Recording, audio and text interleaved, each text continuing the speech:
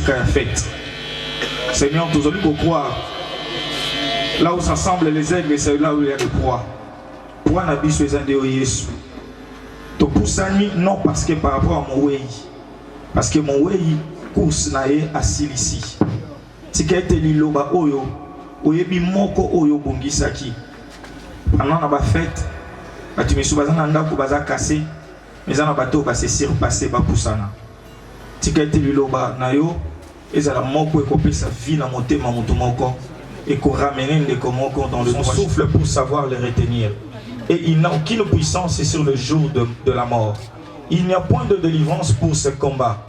Et la méchanceté ne saura sauver. Et la méchanceté ne saura sauver le méchant. La parole du Seigneur. Tu peux partager quelque chose ou pas? Cela veut dire maître et à paiement, colo paiement.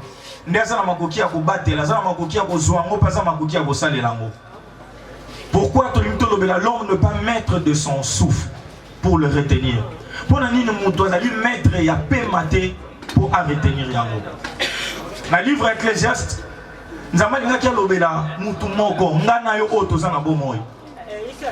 pour ça que le message à l'élo est pour la défunte quantité. Mais le message est pour la ngana. Il y a ça qui course nae, peut course nae et souki. Mais ngana auto tikali na bomoy, ne onza baso linga lobela biso. Poussé par l'esprit biblique, l'homme ne pas mettre de son souffle pour le retenir. Moutouazali maître était ali mkolote pour les kanako battre la oezali pe manae. N'engné ça n'ande komoko oyo moni le lotosa déjà 23h35. Cela veut dire que le premier. Yo omoni le premier à l'élo. Tu os en bonne santé, tu au loin au poussaniao. Tu n'as garder yo. Aux na soins intensifs, aux na coma, na prison, te menzamba permettre, aux la libre to poussano ne sika oyo. Yeba ke zali ngolo to sué pa ina nzambe. Salomon mwana nanga nazo kenela nzela batu nyonso bakendaka. Malobi connais ton Dieu. Alobi yeba nzambe na yo. L'homme n'est pas maître de son souffle. Moutouazali kolopé maté. Cela veut dire tant on a nos ana pema et ça tant on voyé banzambe. David a compris que ngai na moni na komi na suka na zokende. Na za susu en mesure te malgré na sambelaka na jenaka na priaka na bandeli. La mort n'est pas seulement pour le païen. La mort n'est pas pour des personnes qui vivent dans la distraction. Mais la mort c'est pour tout le monde. Te le dis amen. Même Abraham, Azala qui perd de la foi, mais même Abraham, Azala qui kolopé manaïde. Même Moïse, même Jacob, même Isaac, Batunyo so batambola basalela nzambe, bakiti sa moto, bakabola mai. Mais batona bazala qui ba maître ya pema na bangote. Même nana utoza na pokwa lelo za na bonne santé parce que pour toi perdre pema ezo senga karabela te. Na bandeli même ne konabiso o le lazalité de fin de quartier. Cela veut dire qu'à a 2 heures du temps de paix mais compliqué mon toi qui. Cela veut dire que même dans un hôpital, azo solo la maramounion so allié à Fandi à Pemi mais pendant 2 heures du temps à koki kozala maître ya souffle na été. Même ngana yo auto poussani na poko lelo. Ya mona ngina yebisa na mutu moko poussani na poko lelo. Connais ton Dieu pendant que tu as encore le souffle. David a tiqué là qui héritage et pas Salomon banakouté. David a tiqué là qui et pas il y a Salomon où ils allaient pas brébiter. Mais héritage où a tiqué là qui Salomon c'était Jésus. Alors connais ton Dieu. Surtout pendant la fête, pendant que les gens se réjouissent.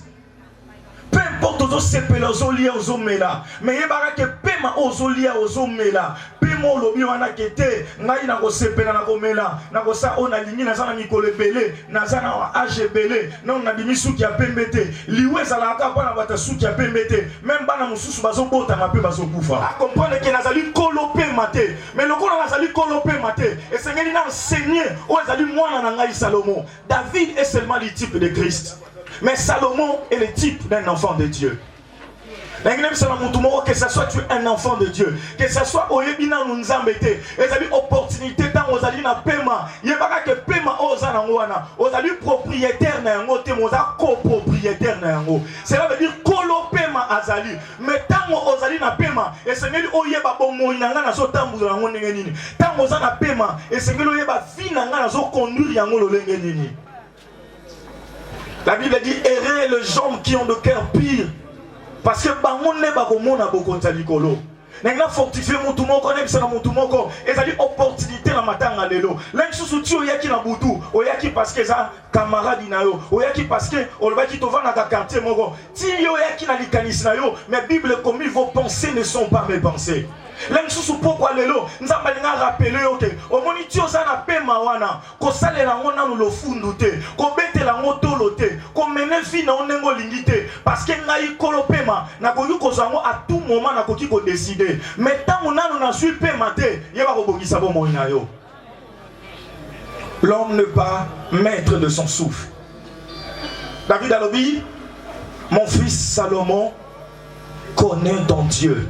Yeba nzambe na yo bayeba nzambe te soki mutu akufite koma trop tard mais bayeba nzambe ero nde na mutu azana bomoi ero nano zolia ozomela ozana na makoki ya kotambola ya koloba ero nde nano esengeli oyeba nzambe ero nano ataku tolobiki te ngaba pasteur na ndimaka te ngaba kama kozambela na ndimaka te mais ndimata nzambe o akela o papesa ko pengola la pe olambuka même batu basambela makasi balekana ngape na kolekana nango mais tango o ngano non tozana bomoi ezali opportunité o bate mama o azate lelo azanaki lokola biso abanaki solo na biso abanaki kolia lokola biso abanaki ko vivre lokola biso abanaki ko sambela lokola biso. D'ailleurs même le même vendredi il a succombé le samedi vers 3h. Même le même vendredi là nazalaki na ye bandana 10h tina 14h na monoko nezaki na maloba ya nzambe aso wana kobangi lokote parce que mtasili bomo na ngeza nzambe ye nzamba zu souffle na ye na kati ya barte na boîte te na loyenge te mais nzamba zu souffle na ye azalaki nanu mwana na nzambe azalaki mwana na nzambe e bongo ngai na yo ototikali pendant que tozolia tozomela est-ce que obongisi bomoino est-ce que tali vie na yo malamu. Décembre est une exception. On nzamba lobaka que décembre na immunisé ango. Mutu ata sali mabe za problème te za en fait. Nengem sana mutu moko que ko sepela, ko lia komela, yango za finalité te. Mais finalité c'est le ciel. Amen. Tolobi amen. Mais c'est le moment parce que un jour tu finiras par achever votre course. Bon alors je combattis le bon combat. Course na biso et c'est ngeli to yeba tant que to za na bomoi. Mi tema na biso, vie na biso. Est-ce que bomoi na yo so ki centre ko kende église na ko bongo na motema. Et ça dit différent ko za la mwana na nzambe lampe. Mais ce ko za na huile le jour mobile ya libala roya otikala. Je prie les Seigneurs qui kolemba. Personne ne le baki au sein et le rotenalia na mela. Na janvier ça na ba prière to kozongela. Oyebite, tu as programme na vino na de son souffle pour le retenir. Osali maître yabilamba lorsqu'il décide, il prend son souffle. Mais avant je souffle na bondelio. Dans la marche là et ça va te monsieur le balo batant to kende ko kenda ko kuna to uti na morgue tombo ke tika corps to tika la quelque part to za na bar to ko mela to ko langwa l'un souci au comprendre qu'est-ce qui s'est passé l'un souci au comprendre était d'essayer à servante de Dieu Cathy et interpeller le roté Dieu ont préparé et lamba oh là te la lobby vont mieux no peko ko préparer mon thème oh bongisa liboso na nzambe. L'homme n'est pas maître de son souffle pour le retenir. Alina fortifier mon tout mon corps. Alina interpeller mon tout mon corps. Nzamba linga lobela même susuka kiza mon tout mon corps lelo. Tu poussana ki osambelaka. Lensu liwa o ebetisa ki olibaku olobi ezanini. Nengesa na mon tout mon corps même micro oyo. Kolomba instrument so wa silisia ko kende nango. Muto ko kangango azate. Cela veut dire c'est de la même manière aussi. Nzambe o aza kolopema mukola ko zwango muto ko pekisa ozalate. L'homme ne pas mettre de son souffle pour le retenir. Avant oya awa motema na yo vi na yo ti oza awa. Nani obongisi na yete. Nani oza na kanda na ye. Ozo bongisa lube ko kende wapi okolala wapi. Ba décision nous avons na motema na tiki na kosambela te makambo ezokoma. Non, l'homme ne pas mettre de son souffle. Et c'est le sujet étonnement na ngana yote parce que le propriétaire du souffle, il a pris son souffle. Mais pendant qu'il souffle, nazo kumisa nzambe parce que nazo ndima ke émotion yo motema na ebongisa. Seigneur va nous interpeller. Pendant que nous avons encore le souffle, arrangeons nos cœurs. Pendant que nous avons encore le souffle, préparons nos cœurs. Pendant que nous avons encore le souffle, c'est une opportunité que nous recevons Christ comme Seigneur et Sauveur. Pendant que nous avions encore le souffle, c'est une occasion que le Seigneur interpelle une personne, peut-être dans ton cœur. Comme il a rappelé Abraham, et comme il a rappelé Isaac, et comme il a rappelé Jacob. Parce que Kolopé Mazouaka Pe Manatan Walingi. Mais si David avait annoncé à Salomon, aujourd'hui aussi un homme de Dieu, c'est aussi l'image de David. Moi aussi j'aimerais dire à un Salomon aujourd'hui, n'habitez-tu au Poussani Lelo, que connaît ton Dieu, c'est maintenant. C'est maintenant qu'il faut connaître le Seigneur. C'est maintenant qu'il faudra arranger votre cœur. Par humilité, na bonne de l'homme, na boli monanzambe. Bible comme il était. Nzambo apesa kazwaka. Toyebaka mukolo tobotamaka, mais toyebaka mukolo tokendaka te. La mort c'est un mystère. Pourquoi Dieu a caché cela? Dieu a caché cela afin que mon tournion soit abongisa maka. Ce que ça qui o ezali kouf ezala roi diplôme d'état. Cela veut dire 2 jours, 3 jours avant mais mon tournion soit abongala motema. Mais nzamba kachaka ngo afin que toyebaka ko se préparer bien avant. Tikete ndekonyo soto ayoki message oyo na buto lelo.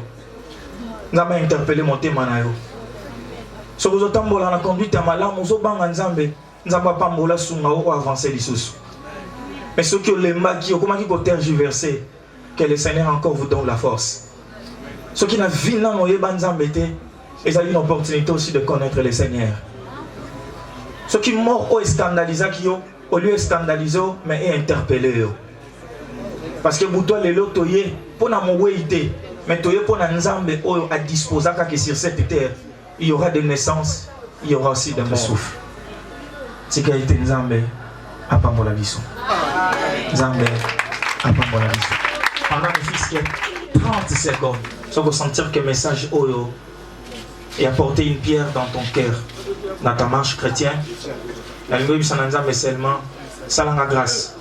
Na kanisa ki na yaki kaka po tolela moyi mais nzo gande titoye et ça la kolinga ko interpeller mon tema nanga. Peut-être que c'est une opportunité, peut-être que c'est une occasion. Ici que vous avez ça na nzambe pendant 30 secondes. Ça la grâce, ceux qui na yeba ki tu na yeba.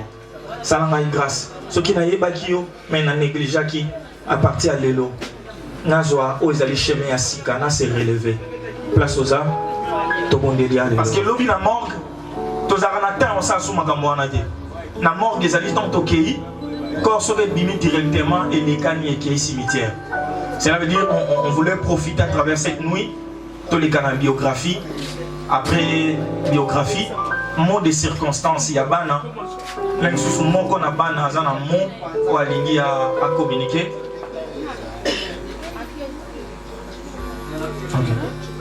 Peut-être que ça a un mot qu'on a bana, il a besoin à moment de circonstances. Et par après, nous voudrions aussi prier pour tous les enfants. Et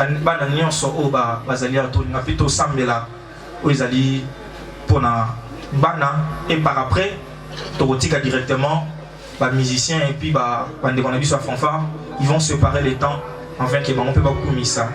Tout le bien même. Tout le monde qui profiter de la biographie, mais je vois que l'homme de Dieu il me fait signe et que facilement on pouvait prier pour des enfants. Si les enfants sont là, ils peuvent passer. Mesdames, messieurs, distingués, vous pouvez me saluer avec un bonjour. Tout d'abord, avant de faire connaître la biographie du ministre disparu, j'aimerais d'abord vous remercier pour votre participation ici à cette cérémonie qui marque le dernier hommage que nous rendons à notre très chère mère qui a marqué son temps au travers de ce bienfait. Sur ce, je vous invite de garder 1 minute de silence pour honorer la mémoire de l'illustre disparu. Merci. Comme suit. Né sous le nom de Ungidi Dizombele Kati à Kinshasa le 9 avril 1965, elle était originaire du secteur de Kimpese, territoire de Songololo, province du Congo central. Congolaise de naissance jusqu'à sa mort, elle a effectué ses études primaires à l'école kimbangiste de Kingasani 1, où elle a décroché son certificat aux études primaires. Diplômée d'état en commercial à l'Institut Bongolo situé dans la commune de Kalamou, licenciée en commercial informatique à l'IEC Gombe. Elle a passé pour un moment de sa vie au sein de Régie des voies aériennes RVA en cycle comme secrétaire. Suite aux contraintes du travail, elle a dû quitter pour s'engager à la commerce et à s'occuper du poste de présidente de maman des intercesseurs au sein de l'église Feu de Victoire jusqu'à sa mort. Elle est née d'une famille de 7 enfants, dont 5 filles et 2 garçons, mère de 5 garçons, plus grand, mère de 5 petits et 3 petites filles et 2 petits garçons. Adieu, notre très chère maman. La famille a perdu un baobab qui restera à jamais gravé dans nos cœurs. J'ai dit et je vous remercie. Merci. Pour les enfants, soyez en mon il peut parler. Il peut parler. Mon quoi bana il y a l'oba. Tu vois un frère Nabiso Champa s'il est là.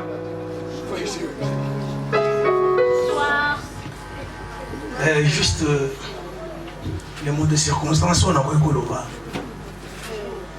Premièrement, c'est une femme et qui nous a influencé Yahweh Baïs. Et la Bible dit dans toutes les circonstances, et tout comme ça comme Baïs. C'est Jésus qui donne, puis il Nazui. Il est le maître des tout. Et je n'ai pas beaucoup à dire. Et les mots me manquent. Juste à vous remercier. Binomboye, Otalabiso, qu'on est ensemble la mission. Et juste c'est ça. Merci. Merci. Allô maman. Heureuse Assou, allô maman, t'es commis allô Nzambe. Amen. Et nous voudrions de commun accord avec les hommes de Dieu. Kobon de la bonne bana. Pao Bazali, Awa, na même na bandeko Bazala biso arate. Kosenga lo boko Nzambe. Et battre la bango. Ce qui est beau, couverture, ils ont dit maman. Et cette fois-ci, couverture, ils ont dit Nzambe. Nzambe Nazana. Tu peux bien aimé Salem, bien aimé Mardoché, Nasa le Bogo Nzambe. Père, ils ont vécu avec leur mère. Mais les lots servants de l'Anzate. Mais ce qui est mon toit Zate, mais Nzambe Yozali. Il y a un recommandé par mon déguisé par mon amaboko na yo. Bible comme oyo simbi mutaboboto na zate. Ba simba ma epana yo. Butu mo itongo pourquoi?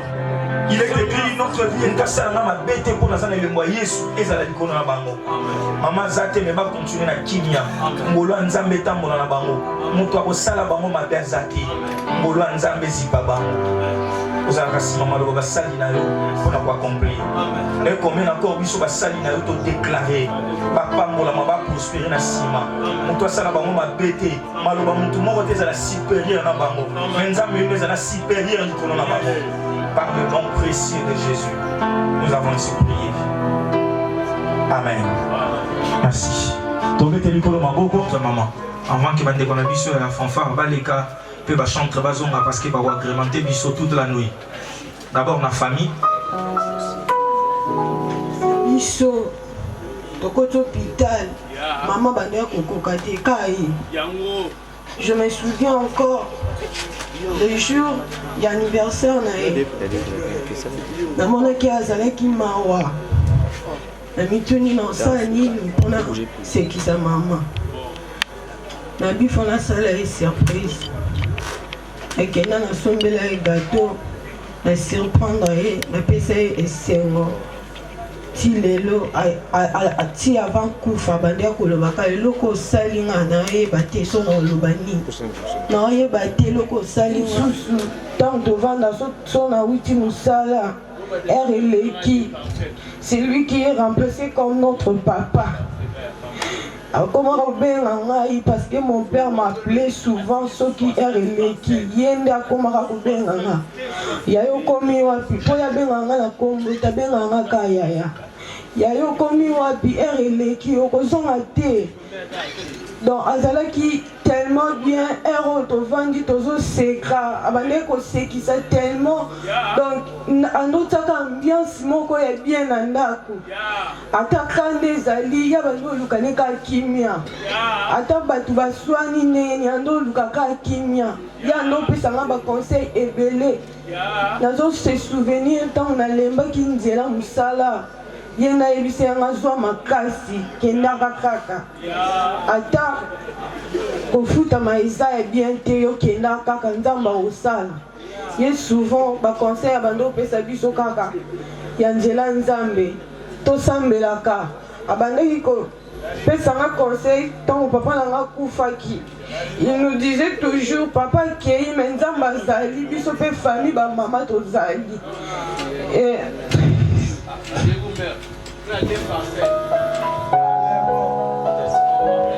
aosalela bino wese susu ya bien te mpo boobebisa eloko asuka en plus ser oyo akufi vraiment na maladi te akufi vraiment na maladi te nga namemaki ndeko na nga na hôpital na ndeko na nga mokolo asuka avant tokende hôpital ifale tokende biso mibale ndeko na nga ya mwasi abi te nga okeka na labi ndeko na nga mwasi mama ya rit alobi te tokeka ya biso mibale ye insiste te labi ya mwa mobali ndeko na nga mwasi ainsiste tokende ntango toke mpe na hôpital azalaki na susi ya mosala nzambe na ye labi bengelanga l'homme de Dieu bengelanga nasalaki oyo ndeko mwasi alingaki tosala ona prie mpona ndeko mwasi mais nzambe topesi kaka nyonso mpa nzambe oyo abomi na mbeli akufa na mbeli nga mpe comme mama bandai kosambela na l'église place anga konduire azali responsable de l'animation ya mama tokotémoigner mama c'était azalaki mama alukaka kimia à tout moment ezalaki na incompréhension à tout moment il y avait un problème azalaki toujours moto alukaka dialogue alukaka kimia togarde vraiment bon souvenir na ye tika ete nzambe oyo apesaki ya zwi nzambe azwa lokumu tolobi amen. Ya liboso nalobi boye ngai nazali noko chef de famille soki na telemi awa ezali mpona absence ya papa na makati azali kobela c'est pourquoi nga nazwi relève ya kotelema awa nalobi boye ebandeli ya baseremoni na biso eleki malamu eleka malamu tisuka na yango makati azalaki moto moko azalaki na losambo ya makasi me namoni komona lokola badésordre nini kokota awa makati azalaki na makambo wana te makati azalaki moto ayebaki nzambe makati akufi mpe na nzambe alors baseremoni nyonso oyo tokosala awa eleka na ndenge moko ya bonzambe nalingi badésordre te ezala na kati awa mpo makati azalaki na bamakambo wana ya badésordre te soki omoni kokomela diamba to nini ozala libanda c'est pourquoi bazala libanda soki omoni kozomela diamba to masanga parce que makati eloko wana epai na ye ezalaki kokota awa te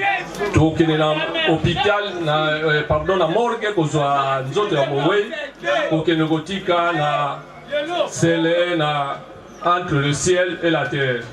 Kozonga tokozonga biso banso na kanisi tokokutana awa soki mo eloko ekozala tose partager biso nyonso moto nyonso akotelema ti akokende na ndako na ye tokosepela mingi na ndenge boyede biso na ndenge boyekolela na biso na mawa biso mpe tosepeli na bino kasi ezala na ndenge ya désordre te kina ekota mpo mama kati azalaki moto na yawe azalaki kosambela makasi alors tolingi te désordre ezala.